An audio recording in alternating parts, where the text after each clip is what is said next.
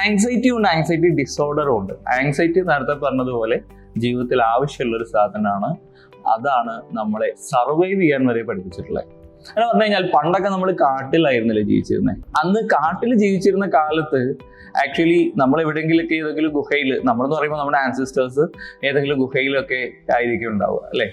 ഒരുപാട് പ്രഡേറ്റേഴ്സ് ഉണ്ട് അവിടെ. അങ്ങനെ പറഞ്ഞു കഴിഞ്ഞാൽ അപ്പെക്സ് പ്രഡേറ്റേഴ്സ് ഉണ്ട്. ഇപ്പൊ കടുവ ആയിക്കോട്ടെ, സിംഹം ആയിക്കോട്ടെ, ഇവയൊക്കെ വേട്ടയാടാൻ വരുന്നത് വരെ ആ മനുഷ്യന്മാരുടെ കൂട്ടം എപ്പോഴും എന്തായിരിക്കും, പരസ്പരം സ്നേഹിക്കുകയും പരസ്പരം സൗഹൃദങ്ങളും പാട്ടും ഡാൻസും ഒക്കെ ഉണ്ടാവും. വളരെ കൂളായിട്ട് നോർമൽ ആയിട്ടുള്ള ലൈഫ് ആയിരിക്കും.